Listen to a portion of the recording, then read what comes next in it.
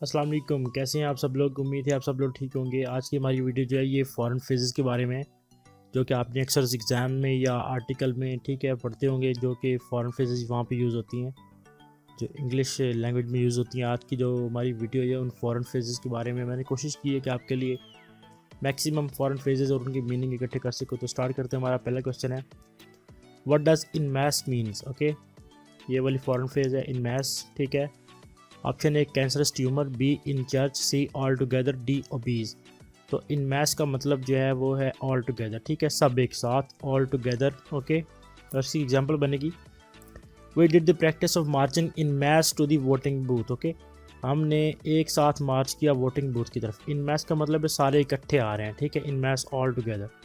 Question number 2, what does bona fide means. Okay, bona fide ये वाले term है, ठीक है, इसका मीनिंग क्या है। ये जो फिडे लफ्ज़ है ना, इसका मतलब होता है लॉयल्टी या वफा, ठीक है। अगर यहाँ पे मेला फिडे होता है, इसका मतलब था बेवफाई या आपके बारे में कोई गलत इरादा, ठीक है। Option A good fight, B genuine, C musical instrument, D rating system for chess. तो बोना फिडे का मतलब है जेन्युइन, ठीक है, मैंने आपको फिडे का बताया भी है, फिडे का फिडलिटी से निकला है, ठीक है, वफा। Bona fide means genuine. Okay, example है, this is my first bona fide job. Okay, this is my first bona fide job, ये मेरी पहली जेन्युइन जॉब है। Okay, question number 3, what does faux pas mean. Okay, faux pas का क्या मतलब है। ये एक फ्रेंच टर्म है। Option A fearful situation, B a sexy and forward women, C embarrassing blunder और इनडिस्क्रेशन, डी एनिमल फीड। तो फॉक्स पास का मीनिंग जो है वो है एम्बैरेसिंग ब्लंडर और इनडिस्क्रेशन, ठीक है। इसकी एग्जांपल बनेगी, she made the faux pas of referring to Wales as part of England. Faux pas means a blunder या एम्बैरेसिंग मोमेंट, कोई ऐसी गलती, ठीक है, संगीन गलती जो आपको एम्बैरेसमेंट करवा सकती है, उसे फॉक्स पास कहते हैं, ठीक है। Question number 4, what does post mortem means. Post mortem एक टर्म है, इसका मीनिंग क्या है। Option A when a mail carrier commits murder, B occurring after the World War II, C a bomb delivered through a mail, D autopsy. तो इसका सही जवाब है autopsy. Autopsy means after someone is dead, तो उसकी body का जो मतलब उसके बाद चेक करते हैं कि इसकी वजूहात क्या हैं डेथ की, उसके लिए पोस्टमार्टम यूज़ होता है। The disease can be confirmed only in a postmortem. Okay, postmortem means के डेथ के बाद, पोस्ट बाद में, death mortem death. Question number 5, what does a cappella mean. A cappella, okay, this is the term, ये PPSC में पहले आ चुकी है। A cappella means, option A quietly, B slowly, C with feeling, D without instrumental accompaniment. Okay, तो इसका सही जवाब जो है वो है विदाउट इंस्ट्रूमेंटल अकम्पनीमेंट। ओके, इसका मतलब है कि इंस्ट्रूमेंट्स के बगैर, वो जो साउंड या म्यूज़िक के बगैर जो म्यूज़िक या कोई भी चीज़ गाई जाती है, ठीक है, कोई भी सॉन्ग गा रहा है, कोई नज़म पढ़ रहा है, अगर उसमें म्यूज़िक नहीं है, इंस्ट्रूमेंट्स नहीं है शामिल, तो उसे हम कहते हैं कि वो एक कैपेला है, ठीक है। Like they performed a cappella, उन्होंने एक कैपेला परफॉर्म किया, जस्ट पोइट्री थी, ठीक है, no musical instruments were included. Question number 6, what does the abbreviation PS used at the bottom of a letter और कॉरेस्पॉन्डेंस स्टैंड फॉर। PS जो अक्सर use होती है, हम पढ़ रहे होते हैं कोई भी आर्टिकल या कोई भी जो ज़रूरी चीज़ है, उसके नीचे अक्सर कुछ राइटर्स यूज़ करते हैं PS, ठीक है। इसका मतलब क्या, ऑप्शन है फाइलेक्टेरियम सेल्वियम, B please stay, C post scriptum, D post status. तो इसका सही जवाब है सी पोस्ट स्क्रिप्टम, ठीक है। PS thanks for your help with the recent project. Post scriptum का मतलब है जी कि आपने एक आर्टिकल लिखा है, ठीक है, आर्टिकल मुकम्मल हो गया, आर्टिकल के बाद आपको याद आया कि यार मुझे तो कुछ ऐड करना था, इसमें इम्पोर्टेंट था, मतलब जैसे कि आप संडे को आ जाओ, ठीक है, अपना ख्याल रखना, मैं आपसे बहुत प्यार करता हूँ, तो उसके लिए आप PS लिख के नीचे वो बात लिख देंगे, ठीक है। तो ये हो जाएगा पोस्ट स्क्रिप्टम। आपने एक पूरा स्क्रिप्ट लिख लिया, उसके बाद आपको कुछ याद आया, आइडिया है, तो आप उसके बाद PS लिख के नीचे वो आइडिया लिख देंगे, ताकि अगले बंदे को ये बताया जाए कि ये आइडिया मुझे बाद में आया और मैंने साथ लिख दिया, ठीक है। Question number 7, which of the following is an unprepared speech. इनमें से कौन सी एक अनप्रिपेयर्ड स्पीच है, which is not prepared before. Okay, option A cri de coeur, B ad lib, C coup de grace, D ad hoc. तो इसका सही जवाब है एडलिब, ठीक है। इसको एग्जाम्पर भी कहते हैं, ठीक है। एग्जाम्पर मतलब जो कि पहले से तैयार नहीं होती है, आपने फ़ौरन से मतलब अपने आप को इम्प्रोवाइज़ किया है और आपने बोल दी है। उसके बाद इसको इम्प्रॉम्प्टू भी कहते हैं, लेकिन एड लिब भी कहते हैं, जो कि आपने फ़ौरन से प्रिपेयर की है, इसके लिए पहले से कोई तैयारी नहीं की होती। तो एग्जांपल है, I had forgotten the notes for my speech so I had to do it ad lib. मैंने अपनी जो स्पीच है उसके नोट्स में फॉरगॉट कर गया हूँ, तो अब मुझे ये एड लिब करना पड़ेगा, मतलब मुझे ये खुद से ही अभी स्पीच करना होगी। Question number 8, what does bon voyage mean? Bon voyage का क्या मतलब है? बॉन वॉयज, वॉयज का मतलब है सफ़र करना, ट्रैवल करना, वाया सी। ऑप्शन है tip 12 B, may you get chocolate, C have a good luck, D have a nice trip. तो इसका सही जवाब है हैव अ नाइस ट्रिप। ठीक है, किसी को विश करना कि आपका सफ़र अच्छा हो। एग्जाम्पल है, they were living for Australia, I wish them bon voyage. वो ऑस्ट्रेलिया जा रहे थे and I wish them bon voyage, have a safe journey. Question number 9, what does crème de la crème mean? Okay, crème de la crème भी कह सकते हैं आप, जैसे इसको प्रोनाउंस करना चाहें। ऑप्शन है Krispy Kreme doughnut, B best of something, C coffee with milk in it, D milk with cream in it. तो इसका सही जवाब है बेस्ट ऑफ समथिंग। ठीक है, कोई भी चीज़ जो बेस्ट है, कोई भी इंसान किसी भी कंपनी में, किसी भी ग्रुप में कोई अगर अच्छा है, ठीक है, तो उसको आप कह सकते हैं क्रीम में डिला क्रीम। ठीक है, ओके। इसकी एग्जांपल बनेगी, सिविल सर्वेंट्स आर क्रीम में डिला क्रीम ऑफ अ कंट्री। जो सिविल सर्वेंट्स होते हैं वो बेस्ट पीपल होते हैं कंट्री के, क्योंकि वो अपने आप को कम्पीट करके आगे आ जाते हैं। Question number 10, what foreign phrase does the abbreviation ETC stand for? Okay, this foreign phrase is used by everyone like every day. Okay, तो इसका मतलब क्या? ऑप्शन है etcetera, B eureka, C en route, D spirit, D corps. तो इसका सही जवाब जो है वो है एटसेट्रा। ओके, तो एग्जाम्पल बनेगी, I have mentioned everything to bring on the interview, ID certificates etcetera. ठीक है, इसका मतलब है कि आपने कुछ चीज़ें मेंशन करनी है, तो आपने 2-3 चीज़ें लिख देनी है और एटसेट्रा लिख देना। इसका मतलब ये है कि बाकी सारी भी इसमें इंक्लूडेड है, ऑल ऑफ दी जो जितनी भी बाकी रहती हैं वो सारी एटसेट्रा में आ जाएंगी। ठीक है, क्वेश्चन नंबर 11, व्हाट डज कार्टे ब्लांचे मीन्स? कार्ट ब्लांच भी पढ़ सकते हैं आप, कार्टे ब्लांचे भी पढ़ सकते हैं। इसका मतलब क्या है? ऑप्शन है A credit card, B freedom to act as you wish, C ticket to board a plane, D empty shopping cart. तो इसका सही जवाब जो है वो है B, freedom to act as you wish. जैसे भी आपका दिल चाहे आप वैसे करें। ठीक है, अगर आपको किसी ने कार्टे ब्लांच दे दिया है तो इसका मतलब है कि आपको खुली छुट्टी मिल गई है कि आप कुछ भी कर सकते हैं। ठीक है, तो खुली छुट्टी है। ठीक है, कार्टे ब्लांच। इसकी एग्जांपल बनेगी, Shahid Afridi was given A carte blanch whenever he went on to bed। कार्टे ब्लांच के में खुली छुट्टी, जो आपका दिल चाहे वो आप करें। Okay, question number 12, which of the following means every year? Following में से किसका मतलब ये बनता है कि हर साल? ओके, ऑप्शन है पर एनम, बी पर डाइम, सी पर कैपिटा, डी पर से। तो इसका सही जवाब जो है वो है ऑप्शन ए, पर एनम का मतलब है एवरी ईयर। ओके, एग्जाम्पल बनेगी, how much do this company pays you per annum? ये कंपनी आपको पर साल, हर साल कितना पे करती है।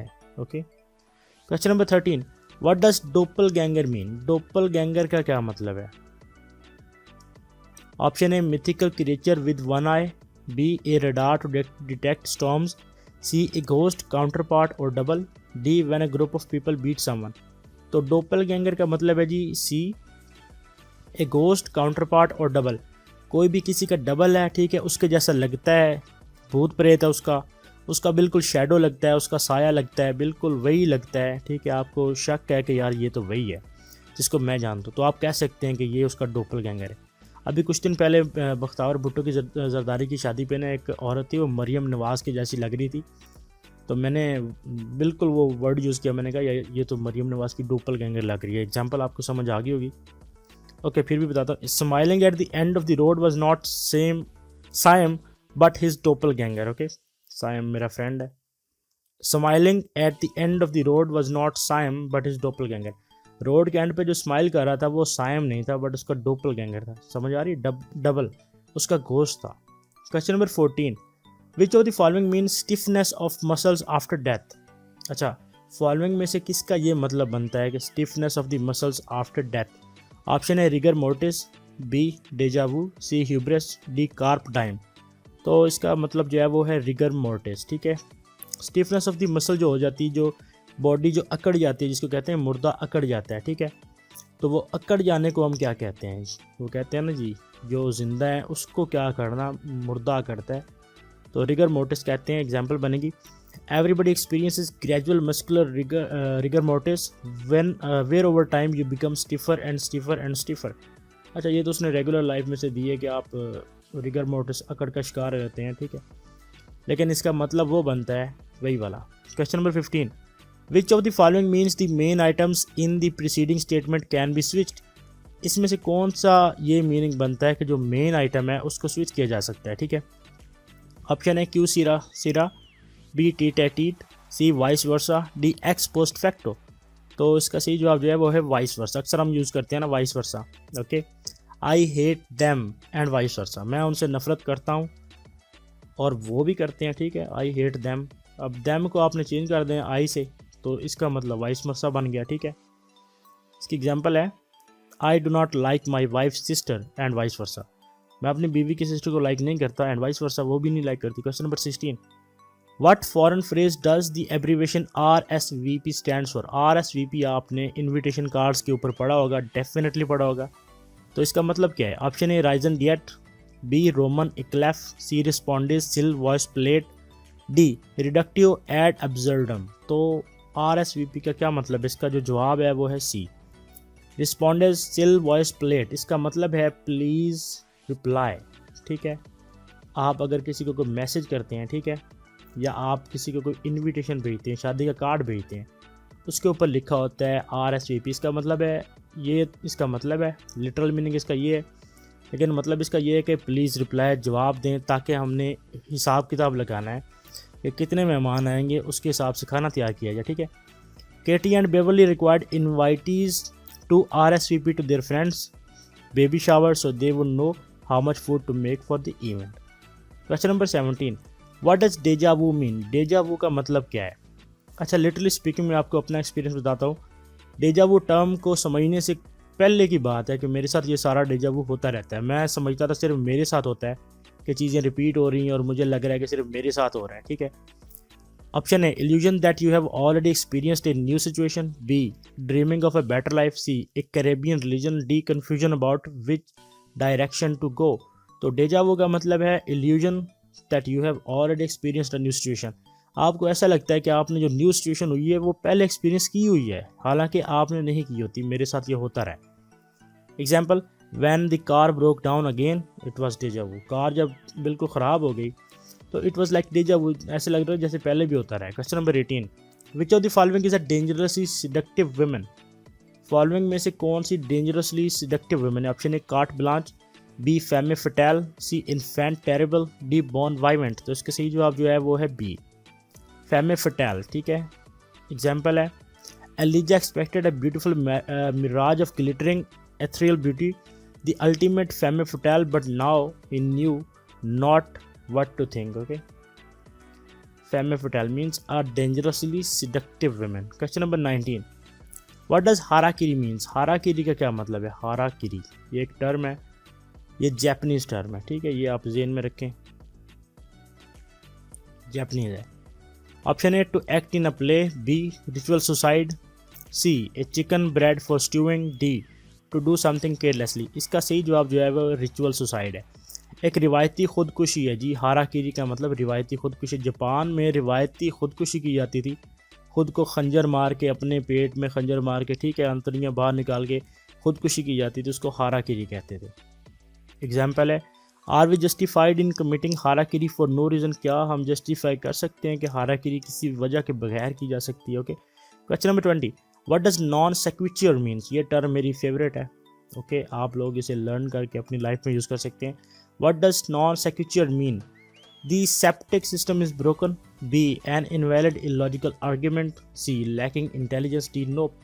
तो non sequitur का मतलब है an invalid illogical argument. Okay. Example है, this is an untenable position. Guilty of non sequitur. Untenable का मतलब होता है which cannot be defended, जिसका दिफा नहीं किया जा सकता। आपकी सियासी सूरत में जहाँ पे आपने कोई ऐसी गलती की है जिसका दिफा नहीं किया जा सकता, ठीक है। ओके, गिल्टी ऑफ नॉन सेक्विचर, आप नॉन सेक्विचर के गिल्टी हैं, आपने कोई इलॉजिकल आर्ग्यूमेंट दे दिया। Okay, question number 21, which of the following means in an artificial living environment. Following में से क्या मतलब है जिसका मतलब है कि आर्टिफिशियल लिविंग इन्वायरमेंट है किसी चीज़ का? ऑप्शन है in vivo, B a priori, C in vitro, D bon viveur. तो इसका सही जवाब जो है वो है सी। इन विट्रो का मतलब है जी इन ए टेस्ट ट्यूब, ठीक है, या आप ग्लास ट्यूब भी कह सकते हैं। ये साइंस वाले जो स्टूडेंट हैं उनको तो पता होगा इसका। एग्जाम्पल है scientists are studying the cells in vitro. In vitro means in artificial environment, not in their natural environment. Question number 22, what does tete a tete mean? Okay, मुझे ये सही से प्रोनाउंस नहीं करना आ रहा होगा, अगर आपको बेहतर आता है तो आप कर सकते हैं, लेकिन मैं आपको समझाना चाह रहा हूँ। What does tete a tete mean? Option A one day at a time, B a French dish made of chicken, C one on one fight, D conversation held in private between two people. तो इसका सही जवाब जो है वो है D. दो लोगों के दरमियान जो गुफ्तगू प्राइवेटली होती है उसको कहते हैं टीट ए टीट। तो एग्जाम्पल है we literally burst unannounced into the tete a tete on the porch, ठीक है, tete a tete a private conversation. Question number 23, what does gung ho mean? Gung ho का क्या मतलब है, या gung ho? Option है enthusiastic and dedicated, B watch out, C forward march, D excuse me. तो इसका सही जवाब जो है वो है ए, एंथुजियास्टिक एंड डेडिकेटेड, ठीक है। He was warned some of his more gung-ho journals about the consequences of an invasion, ठीक है। gung-ho means very dedicated and enthusiastic. Question number 24, what did kindergarten originally mean? kindergarten का मतलब क्या है? Option है bad behavior, B school और day care, सी अनकार्व्ड block, D noisy school. तो इसका सही जवाब जो है वो है बी स्कूल और डे केयर। किंडरगार्टन का मतलब है बच्चों का गार्डन, ठीक है, ये डी है, मतलब आपने इसको ऐसे समझना है, किंडरगार्टन है ये बच्चों का, छोटे बच्चों का स्कूल होता है। He is very happy indeed at the kindergarten, वो किंडरगार्टन पे बड़ा खुश है। Question number 25, what does hors D mean मीन? हॉर्स डी ऑयर का क्या मतलब है? ऑप्शन है all you can eat, B by or in the hand, C served room temperature, D savoury appetizers. तो इसका सही जवाब जो है वो है डी सेवरी एपिटाइजर्स, जो कि आपको खाने से पहले दिए जाते हैं, जैसा कि सलाद हो गया, ठीक है, वो आपके एपिटाइट भूख को बढ़ाते हैं, ठीक है। सेवरी एपिटाइजर्स को कहते हैं हॉर्स डी ऑयर। तो इसकी एग्जांपल है soft drinks and hors d'oeuvres will be serve during the reception and a cash bar will be available, ठीक है। Hors D or means savoury appetizers. Question number 26, what does alter ego mean? Alter ego का क्या मतलब है? A person with ego, B second self, C vacation, D someone who encourages crime. तो इसका मतलब जो है वो है सेकेंड सेल्फ, ठीक है, अल्टर ईगो। एग्जाम्पल है I look forward to contribution from his alter ego when she eventually arrives in this place. Alter ego का मतलब है किसी का दूसरा पार्ट, ठीक है, सेकेंड सेल्फ, आप किसी का दूसरा एक मतलब छुपा हुआ पहलू जिसे आप कह सकते हैं, एक ऐसा पहलू जो आपने पहले ना देखा हो, आप उसको अल्टर ईगो कह सकते हैं। किसी में कई टैलेंट्स होते हैं, आपने सब नहीं देखे होते, कभी कभी सिचुएशंस में वो नज़र आती हैं, तो आप उसको कह सकते हैं कि अल्टर ईगो है उसकी। Question number 27, what does coup d'etat means? Coup d'etat, ठीक है, इसका मतलब है जी ऑप्शन है violent overthrow of a government by small group, B chaos in the chicken soup, C a beautiful dance, D calm down. तो इसका मतलब है a violent overthrow of a government by small group. आज जब मैं video बना रहा हूँ तो आज 2 फरवरी है, ओके। आपको मैं एक नया क्वेश्चन इसमें बता देता हूँ। कॉप डी 8 हुआ है जी, कहाँ पे हुआ है? म्यांमार में हुआ है, ठीक है। वहाँ की जो आर्मी है उसने उनके प्रेसिडेंट विन मिंट को और ऑंग सांग सूची जो उनकी लीडर है, ठीक है, प्राइम मिनिस्टर के ओहदे पे थी, उनका वही ओहदा बनता है, उसको उन्होंने आज डिटेन कर लिया। 1 साल के लिए उन्होंने हुकूमत को ओवरथ्रो कर दिया, ठीक है। ऑंग सांग सूची को 1991 में नोबेल पीस प्राइज़ भी मिल चुका है, आपने ज़हन में रखना है, ओके। तो एग्जांपल है sudden defeat of a government through illegal force by a small group often a military one, ठीक है। पाकिस्तान में कॉप डी टैट कई मरतबा हो चुका है। Question number 28, a man who says et tu Brute is making what kind of statement? अगर कोई शख्स ये वाली स्टेटमेंट बना रहा है एट टू ब्रूट, तो इसका क्या मतलब है? ऑप्शन है he is saying he is impressed, B he is saying he is disgusted, C he is saying he is betrayed, D he is saying he wants to go to gym. तो इसका सही जवाब क्या है? C he is saying he is betrayed. अगर कोई कहे कि एट टू ब्रूट तो इसका मतलब है he is saying he is betrayed. Example है the Latin phrase translates to and you Brutus.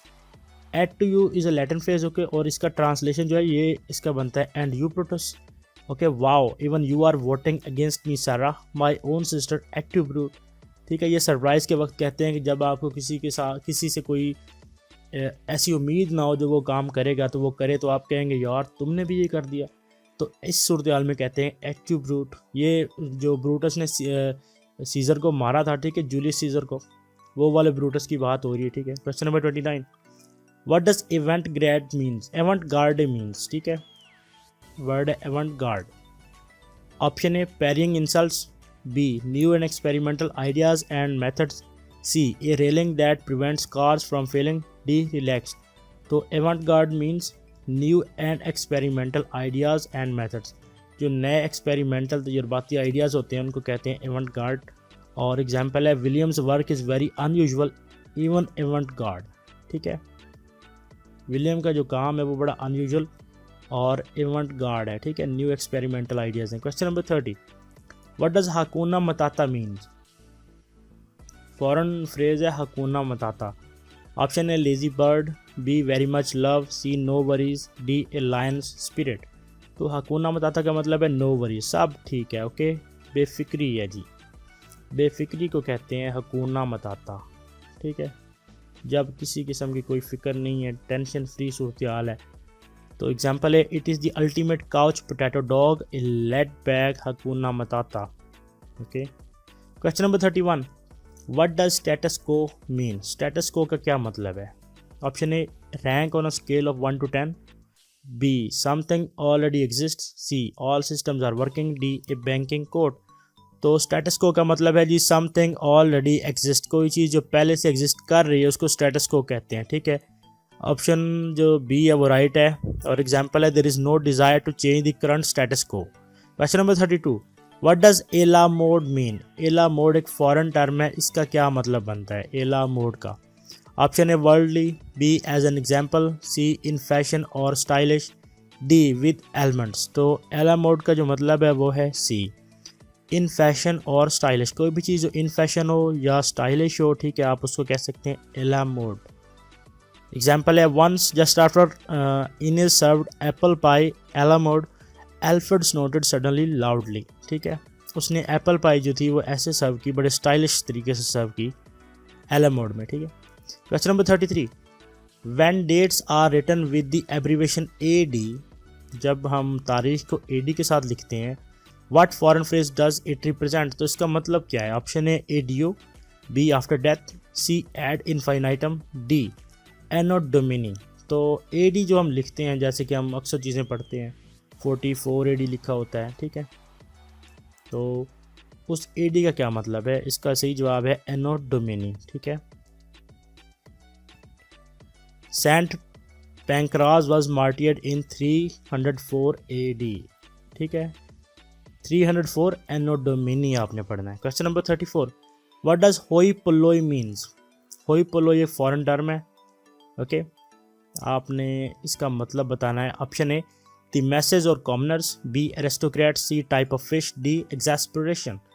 तो होई पोलोई का जो मतलब है वो है द मैसेज और कॉमनर्स, आम लोग या जो लोग आम लोग हैं, बिल्कुल जो बिल्कुल आम लोग हैं, लोगों के जो ज़्यादातर कॉमनर लोग हैं, कॉमन लोग हैं, ऑर्डिनरी पीपल हैं, उनको कहते हैं जी होई पोलोई।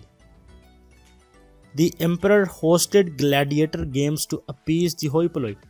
एम्परर ने ग्लैडिएटर गेम्स जो थी वो इसलिए बनाई, इसलिए उन्होंने मतलब वो होस्ट की ताकि होई पोलोई को खुश करें। होई पोलोई मीन्स कॉमनर्स को। Question number 35, what quality of the following means high quality? ये जो फॉलोइंग टर्म्स है इसमें से किसका मतलब हाई क्वालिटी बनता है? Option A carte blanche, B bete noire, C cordon bleu, D mea culpa. तो इसका सही जवाब जो है वो है सी, कॉर्डन ब्लू का मतलब है हाई क्वालिटी की चीज़। एग्जाम्पल है she attended the cordon bleu cooking school in Paris. Cordon bleu means कोई बड़ी ही हाई क्वालिटी की चीज़ है, ठीक है।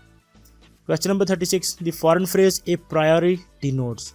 एक फॉरेन टर्म है ए प्रायोरी, ओके, इसका मतलब क्या है? Option A reasoning from cause to effect, B preferential demand, C special treatment, D self projection. तो इसका जो मतलब है वो है प्रेफरेंशियल डिमांड, ठीक है। Every time we survey a field, we go upon the principles not of special experience but of a priori necessity. Preferential, तरजीहाती, ठीक है. Question number 37. A university, college or school where a person has been educated is in foreign world called. अच्छा, जिस जगह पे कोई इंसान, कोई शख्स जो पढ़ा हो पहले, उसने तालीम हासिल की हो, ठीक है, उस जगह को क्या कहते हैं फॉरेन वर्ल्ड में?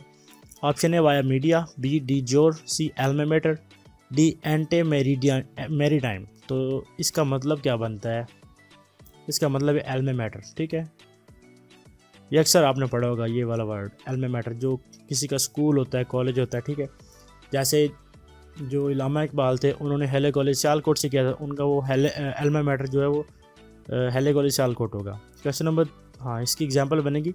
She was hired to teach at her alma mater in 1963. अब उसके बारे में बात हो रही है कि उसको हायर किया गया 1963 में कि अपने एल्मा मैटर पर टीच किया. एल्मा मैटर क्या था? उसका वो स्कूल या कॉलेज जहाँ पे उसने तालीम हासिल की थी. Question number 38. Charge d' affairs means. Charge d' affairs एक फॉरेन टर्म है, अक्सर डॉन में आई होती है, ठीक है. इसका मतलब क्या है? ऑप्शन है deputy ambassador, B arranged for the purpose, C an awkward situation, D in virtue of one's office.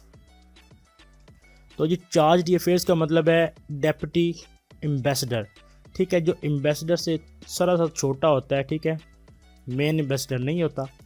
तो ये जो छोटी स्टेट्स में कंट्रीज़ के होते हैं ना, उनको चार्ज डी अफेयर्स कहा जाता है. मेन एम्बेसडर नहीं होते हैं, जो कि इतनी इंपॉर्टेंट कंट्रीज़ नहीं होती है, लेकिन वहाँ पे कंट्रीज़ को अपने रिप्रेजेंटेटिव रखने होते हैं, तो उनके लिए वो वहाँ पे क्या रखते हैं, उनको कहते हैं चार्ज डी अफेयर्स. एग्जाम्पल है a state's diplomatic representative in a minor country. किसी भी कंट्री का जो रिप्रेजेंटेटिव है किसी छोटी कंट्री में, उसको कहते हैं चार्ज डी अफेयर्स. ये डेप्यूटी एम्बेसडर होता है. Question number 39.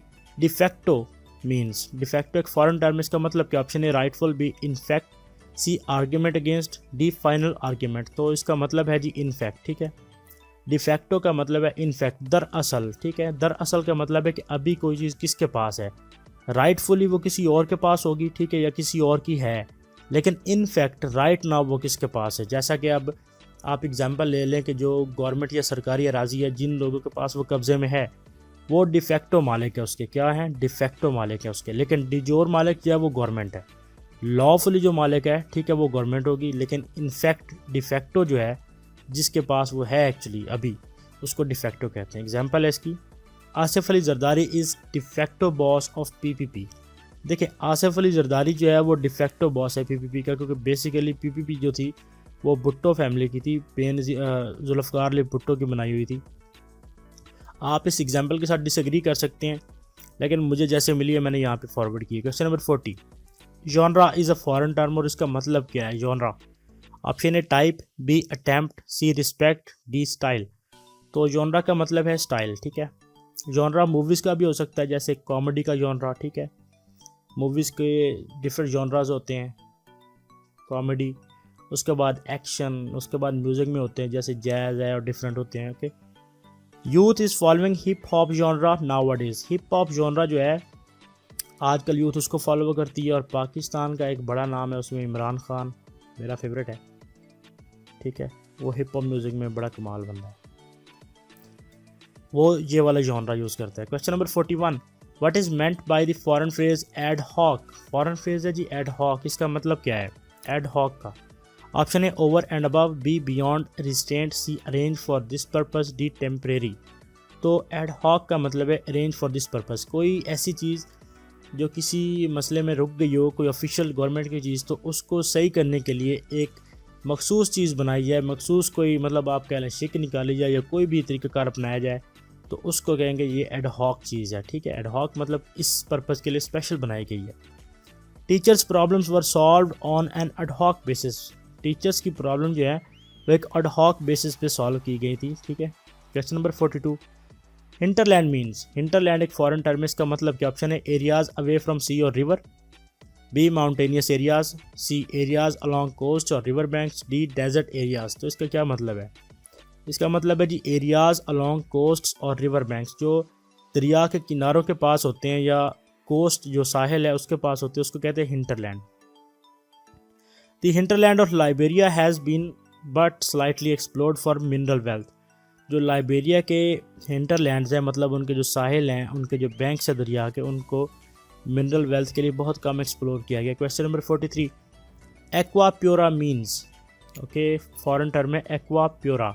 ऑप्शन है air, B water, C mineral, D none of this.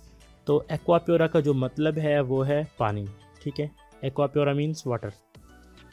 Example है इसकी, you see I am not afraid to risk a dip in the aqua pura he said. उसने कहा कि मुझे कोई डर नहीं लगता एक्वाप्योरा में छलांग लगाने में। एक्वाप्योरा का मतलब है पानी, ठीक है। Question number 44, okay, contretemps is a term which means. Contretemps एक टर्म है, फॉरेन टर्म है, इसका मतलब क्या है। Option A arguing against, B take notice, C by the law itself, D an awkward situation. तो इसका सही जवाब जो है वो है डी। एक ऑकवर्ड और अजीब सी सिचुएशन उसको कहते हैं कंट्री टेम्प्स।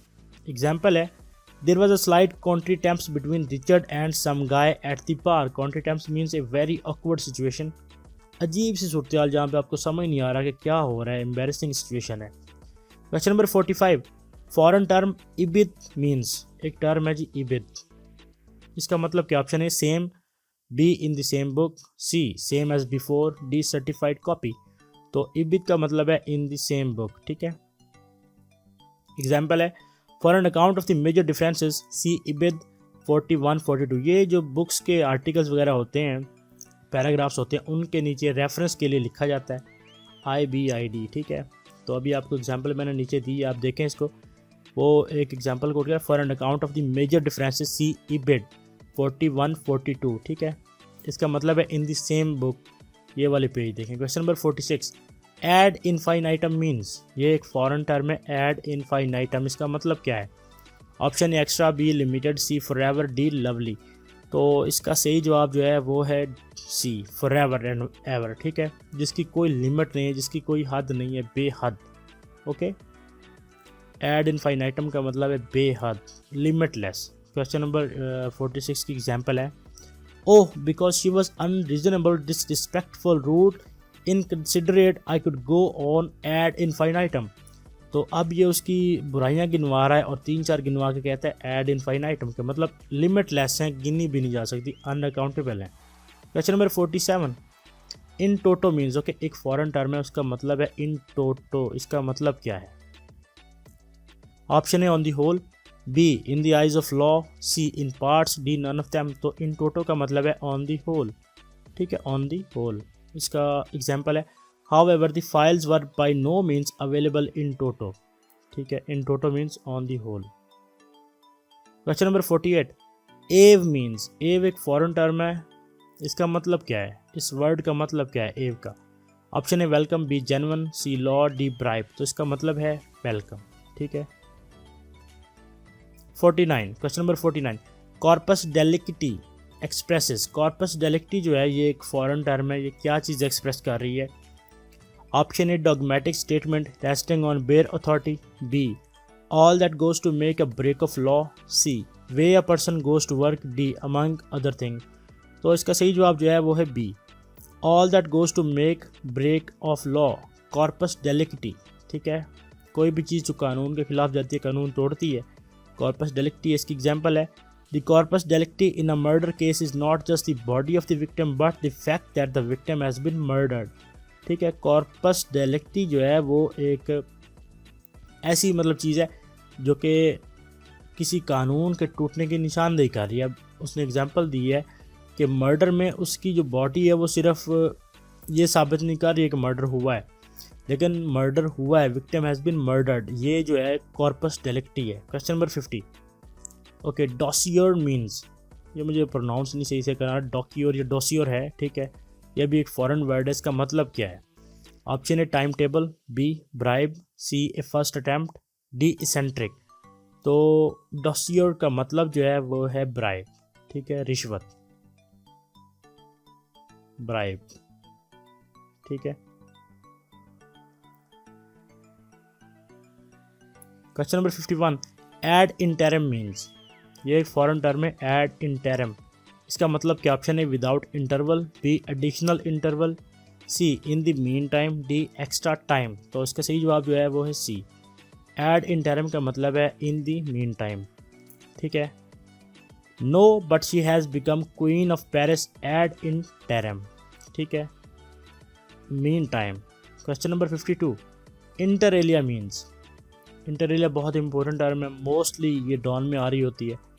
ऑप्शन है in between, B among other things, C by the very fact, D between ourselves. तो इंटर एलिया का मतलब है अमंग अदर थिंग्स, दूसरी चीज़ों के दरमियान जो चीज़ है उसको इंटर एलिया कहेंगे, ठीक है। क्वेश्चन नंबर 5, इसकी एग्जाम्पल है the report which will be published deals inter alia with the arrangements for escorting prisoners. Deals with inter alia, ठीक है, inter alia among other things. Question number 53, ipso facto means. Ipso facto एक term है, इसका मतलब क्या है। Option है denying facts, B based on facts, C in the line of facts, D by the very fact. तो इसका सही जवाब जो है वो है D, by the very fact, ठीक है। Ipso facto, by the very fact. Example है Peterson was born in Argentina and he ipso facto has a claim to Argentinian citizenship. Ipso facto का मतलब है कि असल में, हकीकतन, ठीक है। कोई भी अगर आप फैक्ट बता रहे हैं तो आप कहेंगे ipso facto. Question number 54, coup d'essai means. ये एक फॉरेन टर्म है, कॉप डी डिसाई, इसका मतलब क्या है। Option A first attempt, B a fresh, C without limit, D on the whole. तो कॉप डी डिसाई का मतलब है a first attempt, very first attempt, जो पहला कोई अटैम्प्ट कर रहा है, इसको कॉप डी डिसाई कहते हैं। Example Sana made it to the CSA coup d'essai. Sana ने जो है वो सिविल सर्विसेज अकेडमी में ज्वाइन कर ली फर्स्ट अटैम्प्ट में। Question number 55, foreign term en route means. Okay, ये टर्म तो अक्सर आप लोग सुनते पढ़ते सारा कुछ करते होंगे। En route, option A one way direction, B on the way, C channelize, D welcome. तो इन राउट का मतलब है ऑन द वे, ठीक है। इसकी एग्जाम्पल है Indian farmers tractor rally is en route Delhi. En route to Delhi हो सकता है, ठीक है। इन राउट मतलब दिल्ली जा रही है। Question number 56, foreign term ad libitum means. Ad libitum, ये एक बहुत इंपॉर्टेंट टर्म है, एड लिबिटम। ऑप्शन है extension of limit, B at ease, C to a limit extent, D to any extent. Ad libitum का मतलब है to a limit extent, ठीक है, कुछ महदूद हद तक, ठीक है। इसकी एग्जाम्पल बनेगी they were maintained under standard conditions and were fed standard food and water ad libitum, ठीक है। कुछ हद तक उनको जो है फूड वाटर जो है स्टैंडर्ड के हिसाब से दिया गया। एड लिबिटम का मतलब है to some extent, not to completely satisfactory situation but to some extent. Question number 57, foreign term inter se means. एक टर्म है इंटर से, इसका क्या मतलब है। ऑप्शन है between ourselves, B between themselves, C afresh, D on the way. तो इसका सही जवाब जो है वो है बी, बिटवीन देम सेल्व्स, उनके दरमियान। All species will breed inter से। जो जितनी भी स्पीशीज हैं वो आपस में, इंटर से, आपस में, बिटवीन देम सेल्व्स ब्रीड करेंगी। जैसे कि शेर है तो वो आपस में ब्रीड करेगा, ठीक है। कौवा है वो अपनी स्पीशीज के साथ ब्रीड करेगा, इंसान है वो अपनी स्पीशीज के साथ ब्रीड करेगा। तो इंटर से उसने इसलिए यूज़ किया कि वो देम सेल्व्स है, ठीक है, बिटवीन देम सेल्व्स है। Question number 58, x post facto means. ये एक बहुत बहुत बहुत इंपॉर्टेंट टर्म है, जितनी आप इसको कह सकते हैं ये उतनी इंपॉर्टेंट टर्म है। आप इसको यूज़ करें, इसको समझें। Option A government abstention from interference, B divide and rule, C acting retrospectively, D none of them. तो इसके सही जवाब जो है वो है सी, एक्टिंग रेट्रोस्पेक्टिवली, ठीक है। इसकी एग्जाम्पल है नो बिल ऑफ अटेंडर और x post facto law shall be passed, ठीक है। X post facto, x post facto का मतलब है कि कोई बंदा पहले किसी ऑफिस में रह चुका है और अब उसको उसका फ़ायदा हो रहा है, मेरे ख्याल से इसका ये मतलब है। Question number 59, foreign term ad nauseam means. Ad nauseam, option A annihilating attitude, B to a disgusting extent, C to a reasonable level, D none of them. तो एड नॉजियम का जो मतलब है वो है B, to a disgusting extent. आप किसी चीज़ को बार बार रिपीट कर रहे हैं, अगर आपने उसको इतनी मरतबा रिपीट कर दिया कि अब आप कह सकते हैं कि ये एड नॉजियम हो गई है।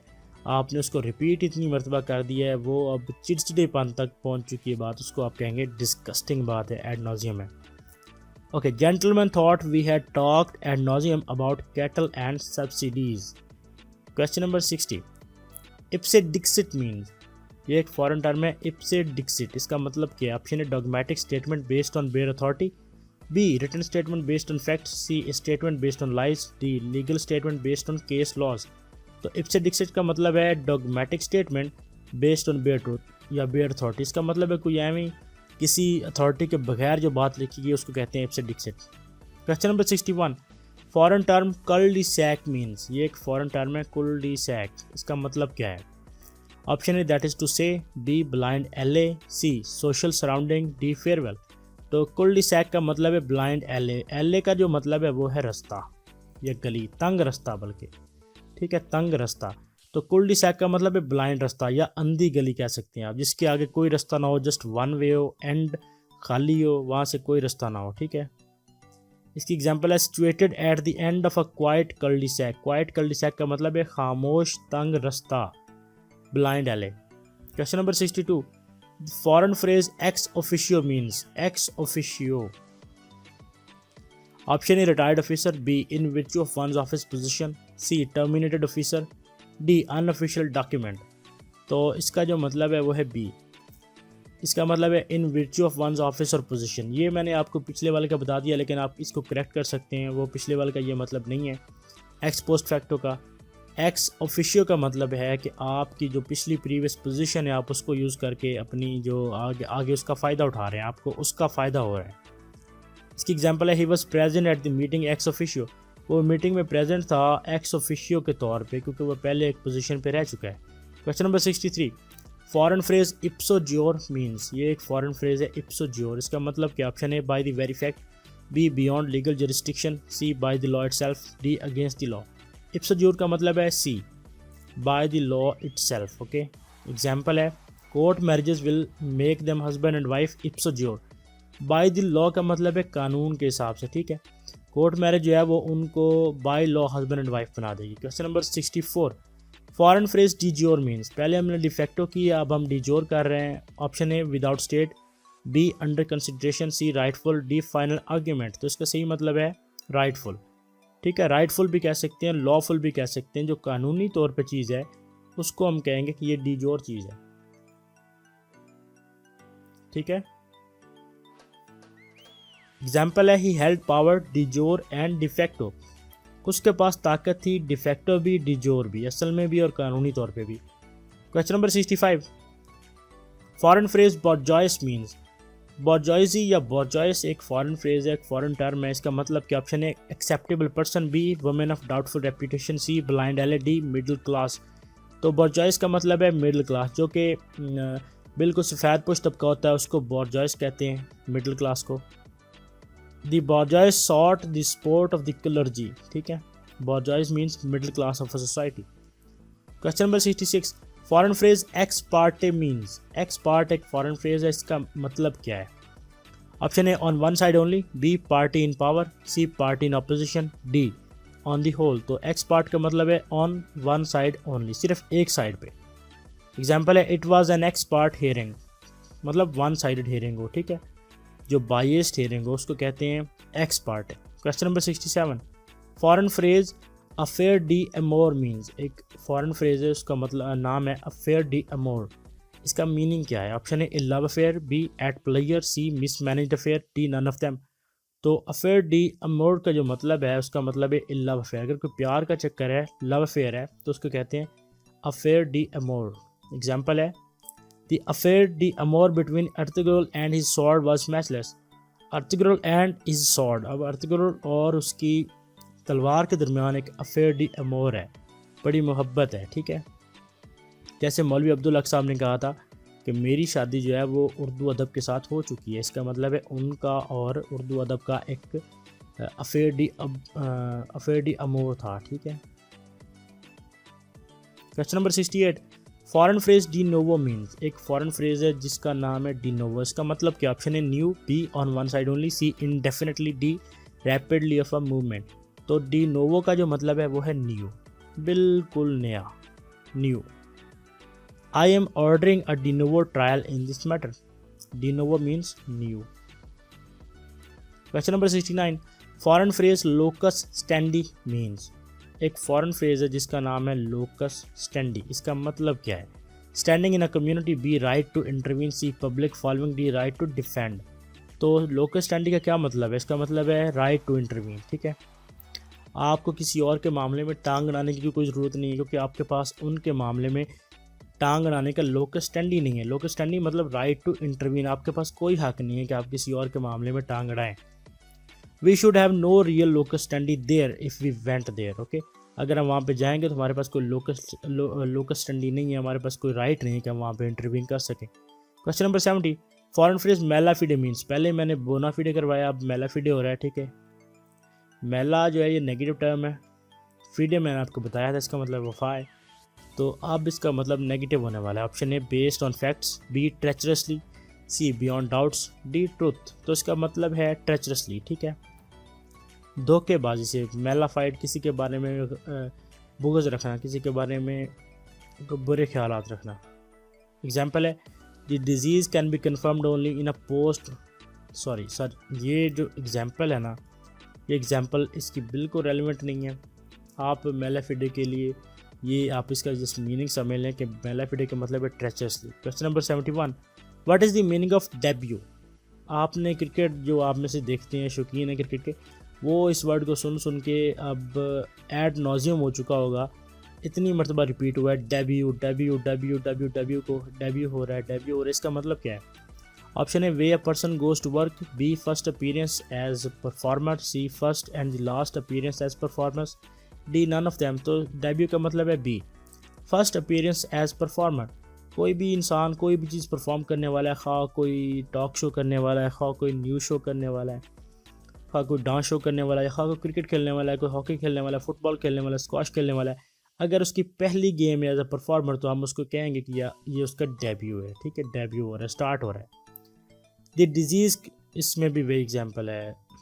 Question number 72, meaning of casus belli is, okay, casus belli की जो मीनिंग है ये बताएं। Option A by the very fact, B on the whole, C a great work, D an event of war. तो casus belli का मतलब है an event of war, okay. मुझे पता है CSS 2019 में जो उसने प्रेसी का पेपर था उसमें ये सिनोनिम पूछा हुआ था, बेलिकोज, ठीक है। तो आप इसको समझें, जहाँ पे ये वर्ड बेली आ जाए ना, BELLI वाला, ये वाला बेली, तो वहाँ पे लड़ाई की और जंग की बात हो रही है, ठीक है, जंगो जदल की बात हो रही है, पावर की बात हो रही है, ठीक है, वार की बात हो रही है। तो अब उसने पूछ लिया कासस बेली, इसका मतलब क्या है? तो आपने यहाँ से गेस कर लेना है कि इसका मतलब है event of war. Question number 73, foreign phrase fait accompli mean. Fait accompli एक फॉरेन टर्म, इसका मतलब क्या? Option A things done, B things need to be done, C result of efforts achieved, D none of them. तो इसका सही जवाब जो है वो है थिंग्स डन, जो चीज़ें हो चुकी हों। फेट अकम्प्लाई, जो चीज़ें ऑलरेडी हो चुकी हों, things done. Question number 74, foreign phrase magnum opus means. एक फॉरेन फ्रेज है जिसका नाम है जी मैग्नम ओपस, इसका मतलब क्या है? Option A great success, B gigantic project, C a great project, D different options. तो इसका क्या मतलब? इसका मतलब है सी, एक ग्रेट प्रोजेक्ट। किसी भी चीज़, कोई भी एक आर्टिस्ट है, अगर कोई भी चीज़ उसकी कमाल है, किसी भी चीज़ में जो कमाल वाली चीज़ है, ठीक है, जैसे कि टाइटैनिक मूवी जो थी वो मैग्नम ओपस था, किसका? लियोनार्डो डिकैप्रियो का, ठीक है। उसके बाद जिसने मोनालिसा बनाई थी, मोनालिसा का जो पेंटर है, मोनालिसा उसका मैग्नम ओपस था, ओके। मोनालिसा के बाद उसकी कोई भी पेंटिंग इतनी फेमस नहीं थी, इसलिए आप कह सकते हैं मोनालिसा उसका मैग्नम ओपस था, टॉप वर्क था। क्वेश्चन नंबर 70 आज का हमारा लास्ट क्वेश्चन है, और ये वाले टर्म में उसने पूछी है कॉप डी ऑयल, इसका मतलब क्या है? कॉप डी ऑयल, इसका मतलब है एक क्विक लुक, ग्लैंस, ग्लिम्पस या झलक या निगाह, ठीक है, कोई जल्दी से निगाह डालना या क्विक ग्लिम्पस आप कह सकते हैं, इसको कहते हैं कॉप डी ऑयल, ओके। ये लास्ट टर्म है आज की हमारी, और यहाँ पे हमारी टर्म्स यहाँ पे ख़त्म हो रही हैं। तो उम्मीद है आपको ये लेक्चर पसंद आया होगा। अगर कोई गलती है तो आप मुझे कमेंट्स में बता सकते हैं, और प्लीज़ चैनल को सब्सक्राइब करें और अपने दोस्तों के साथ भी शेयर करें, ताकि मैं आपके लिए और ऐसी वीडियोस बनाता रहूं। Thank you and good bye.